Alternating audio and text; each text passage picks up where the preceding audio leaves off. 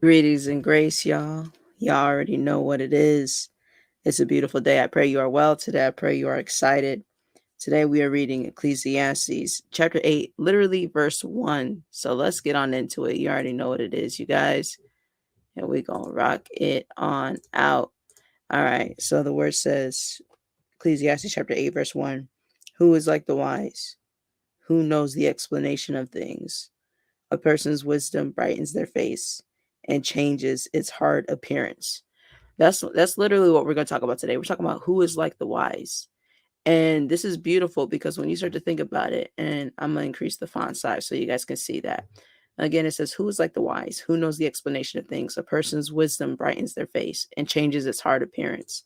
You know, a lot of the times we as humans, we literally, we don't have the answers. Not a lot of time, pretty much all the time. We ultimately don't have all of the answers. And this is why we must seek it out. This is why we must, call on each other. This is why we must reach out to the people who have the wisdom, because when we're going through, it's absolutely everything. And I'm a huge example of that.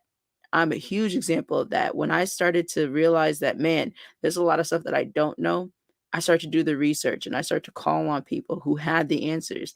Because you know what? How I grew up, a lot of times, I'll be like, hey, what's this word mean? And I was taught to look it up in the dictionary. And I'm going to share with you how you can literally look things up in a dictionary, leveraging just in the internet right now. Because a lot of the times we spend being lost in different issues or different areas or different situations. But guess what? The answers are already out there. We're going to talk about seeking it. So you already know thefreedictionary.com. Wisdom, the ability to discern or judge what is true, right, or lasting insight, common sense, good judgment, wise teachings of the ancient sayings, the sum of learning through the ages, knowledge, a wise outlook, plan, or course of action, wisdom in the Bible, wisdom of Solomon. So when we're looking for stuff, right?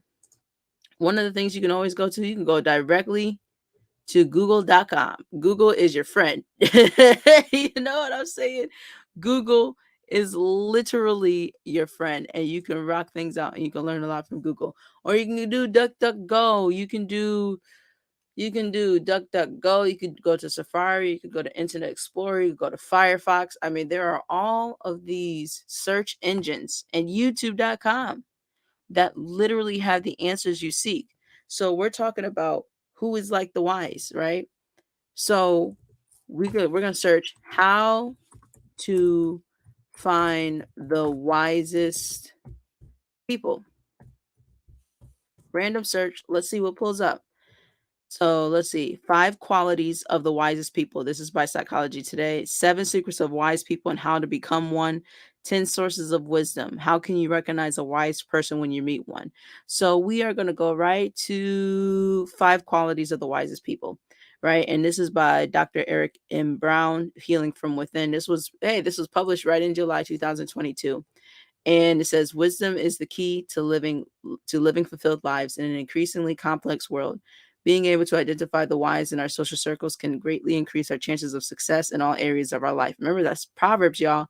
Proverbs says there is safety in counsel and wise counsel. Knowing what wisdom looks like can help us make the best of less than desirable situations. All right, so we're gonna scroll on down.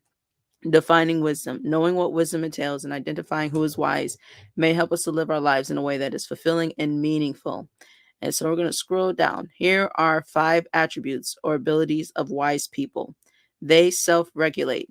Wise people are able to regulate their emotions so that they are able to think clearly about what decisions and actions may bring about a positive outcome. And yet, emotions are not the enemy of wisdom. If a decision will entail strong emotions, a wise person must be able to feel the weight of a situation in order to account for how a particular decision may affect themselves, another person, or other parties. This right here is very huge because this is where, when I talk about you guys counting the costs, the pros and cons, right? I shared with you guys, when I was sharing with you how there was a time in my life, I was like, I am done making dumb decisions. I keep feeling like I'm making dumb decisions. I'm going through the same stuff and I'm trying, but I'm failing every time. So one of the things that I did was I hit up my spiritual mentor. Shout out to you, Apostle Pops. And I was just like, man, I am tired of making the wrong decisions and I'm stopping everything because I need to know how to make more thought provoking and the right type of decisions where I'm good to go, where I'm not messing up. And one of the biggest things that he taught me was counting the costs, weighing the pros and cons. I started applying that in so many things, especially when it comes to bigger decisions, you guys.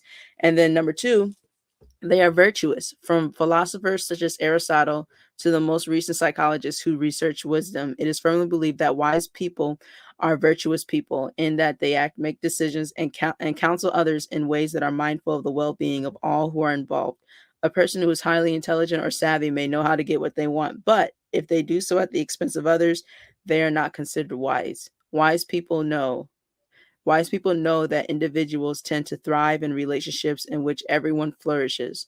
Number three, they see and recognize patterns. Psychologists who study wisdom tend to agree that those who are older are not necessarily wiser, but to be wise, one must have enough experience to glean from, to discern how and when to apply knowledge and past experiences to new situations.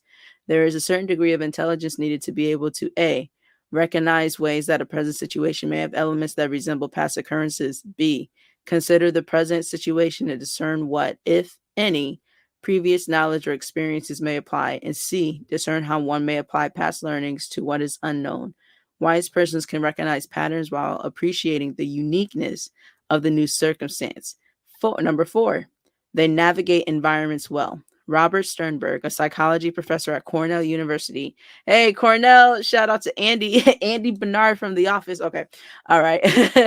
Has written that one attribute of wise, I like saying people, not persons, is their ability to decide between three possible responses to one's environment when a person is not pleased with their given situation. A person can A, simply adjust or adapt to their context, B, seek to shape their situation, or C, seek a new environment altogether. Most people will try to do a combination of the first two before moving to the third option. Wisdom is needed to discern whether a person can adjust or adapt without too much personal cost to themselves. That's good. I'm going to say that one more time, you guys. Wisdom is needed to discern whether a person can adjust or adapt without too much personal cost to themselves. One must also consider whether a person has the ability, influence, or power to bring about the desired change.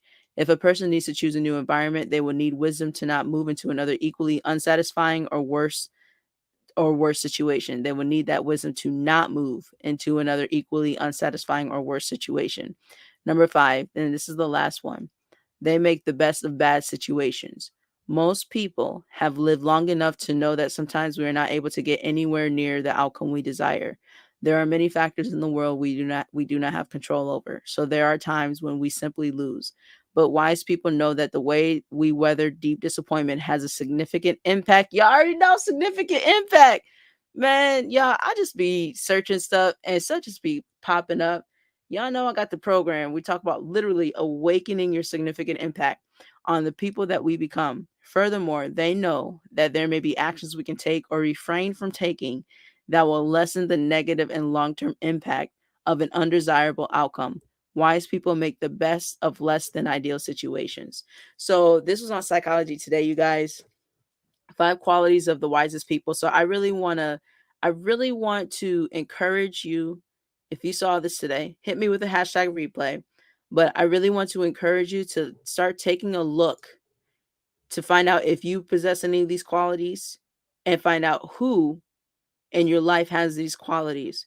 Because guess what? If they have even one of those qualities, those are the things that you could talk to them about, the things in your life. And so leverage that because that will help you make smarter and wiser decisions. And it'll also help you develop the type of wisdom that you need. So thank you guys so much for tuning in. You are appreciated. Let me know what your thoughts are. How do you go about finding the right people, finding the wise people? Do you do research? And are you asking people who exhibit the characteristics and attributes of a person who is wise? Do you ask them the right questions? Because that right there opens up a lot of doors.